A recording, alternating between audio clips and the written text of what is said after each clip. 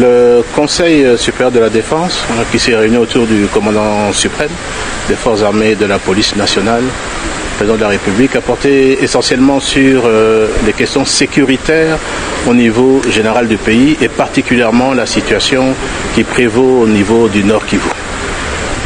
Là-dessus, un tour d'horizon a eu lieu sur les questions spécifiques militaires et opérationnelles qui se déroulent sur le théâtre des opérations au niveau de l'ensemble du Nord Kivu. Sur ce, le Conseil supérieur de la défense, après avoir entendu toutes les parties et tous les commandants qui sont autour de moi aujourd'hui, a pu d'abord lancer un message au niveau de la population que tout est mis en œuvre pour que la ville de Goma ne puisse pas tomber. Parce qu'il faut faire attention au niveau des réseaux sociaux qui alimentent, et certainement l'ennemi doit être pour quelque chose, les réseaux sociaux pour créer une certaine peur, fragilité dans les esprits. Tout est mis en œuvre sur la défense de la ville de Goma. Deuxièmement, en ce qui concerne les différentes localités qui sont occupées par les forces rwandaises, également l'ensemble des forces armées sont en train de mettre tout en œuvre également pour pouvoir récupérer toutes ces localités occupées par les forces rwandaises. Et ça, le commandant suprême est très ferme là-dessus et a demandé que l'ensemble des dispositifs puissent être pris à ce sujet. En ce qui concerne également la question des réseaux sociaux, comme je le disais, je demande à la population de vraiment faire très attention parce que nous voyons des militaires qui sont en train de s'exprimer, nous voyons des audios qui sont en train de circuler. Attention, attention, ce n'est pas la réalité. Les forces armées sont en train de faire un travail extraordinaire. Peut-être que nous ne le disons pas assez, mais vous devez savoir que l'ennemi subit d'énormes pertes également sur le territoire. Enfin, le Conseil supérieur de la défense a demandé au commandant suprême, au chef de l'État, de pouvoir lever le moratoire sur la peine capitale en ce qui concerne les questions de traîtrise au sein des forces de défense et de sécurité. Voici les questions principales qui ont été discutées au niveau de ce Conseil supérieur de la défense autour du chef de l'État, le commandant suprême des forces armées et de la police nationale. Reka dukomeze kwibanda ku ntambara ibera mu burasirazuba bwa Kongo aho ibintu bikomeje kugorana. Abanyerondo bivanze n'ibisambo. Igisambo kirukankanye nyir'urugo. Ibintu byakomeje kugorana. Ese ninde uzatsinda? Ninde uzamanika amaboko? Ni Giseye tuzemera ibiganiro cyangwa ni umutwe wa M23 uzemera ibiganiro? Aha, aho intare ebyiri zigwaniye ibyatsi nibyo biharenganira. Reka twanzike tubabwire ibigezweho muri aka kanya. Intambara yo muri Repubulika Iharanira Demokarasi ya Kongo cyane cyane muri teritwari ya Masisi, Mweso ndetse n'Amasake byakomeje kuba intambara koko.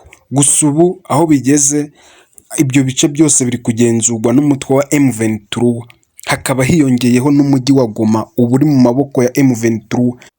Ni nyuma y'uko perezida w'iki gihugu Félix Antoine Tshisekedi yari yatumije inama y'abayobozi bakuru cyane cyane mu ngabo ngo barebere hamwe ikibazo cy'uyu mutwe wa M23 n'uburyo bawutsinda burundu. Ariko mu gihe iyo nama yari ikiri kuba, abasirikari ba leta bari mu mujyi wa Goma birutse kabunoma amaguru, bakijwe n'ubwato bayoboka inzira y'amazi. Ni nyuma y'uko umutwe wa M23 wari umaze gufungira umujyi wa Goma mu gacupa, urapfundikira neza uranweza. Inzira yonyine yari isigaye nuko bakambuka mu gihugu cy'u Rwanda, kandi murabizi nibagicana uwaka habe namba. Ibyo byabateye kuyoboka y'amazi, bipakiye mu bwato koko baripakira nta kindi bitayeho. Nk'uko abaturage baherereye muri uyu mujyi wa Goma babidutangarije, babone abasirikare b'igihugu bipakira hosha abatorotse, bagize ubwoba bwinshi cyane, barakangarana bibaza ikibaye, bayoberwa icyo ari cyo. Niho nyuma gatoya bumvishe mu bitangazamakuru by'i Goma bavuga ko M23 ari ubu ngubu iyoboye Goma. Gusa izi ngabo zahunze nta wazirenganya, kuko n'umuyobozi wazo mukuru Jean Pierre Bemba yemeye neza ko uyu mutwe wa M23 ubarusha amaboko, ubarusha imbaraga ndetse na tekinike mu bya gisirikare. ariyo mpamvu ukomeje kubagora cyane kuwutsinda no kuwuhasha. Rero wa mugani wa kinyarwanda zitukwamo nkuru, aba ntiwabarenganya. Niba n'umukuru wabo yagize ubwoba ubwe akemera ko izi ngabo za M23 zibarusha imbaraga ndetse n'ubushobozi, byari bikwiye ko nabo ubwabo bikuriramo akabo karenge.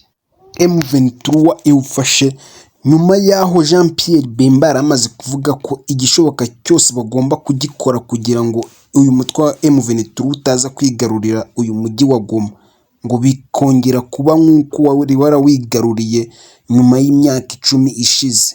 Yagize ati igishoboka cyose twagiteguye kugira ngo umujyi wa Goma udafatwa. Igisirikare kiri no gukora ibishoboka byose kugira ngo kisubize uduce twose dufitwe n'ingabo z'u Rwanda.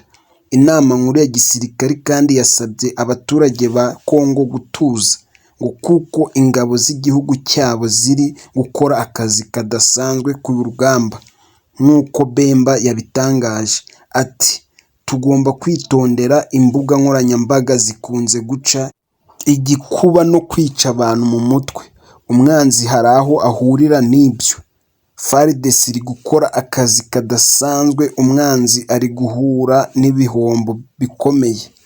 Bemba yavuze ko ingabo za Kongo zikomeje gukubita ahababaza inyeshyamba za M23, mu gihe nta gace na kamwe mu two duce isanzwe iyobora irabasha kwisubiza. Gusa mu ntangiriro z'icyumweru hari amakuru yatugeragaho avuga ko ihuriro ry'ingabo za Kongo ndetse n'imitwe byifatanyije ko hari agace zisubije ariko kashasha. Gusa nta gihamya, nta wari wabimenya neza niba koko ari byo cyangwa atari byo.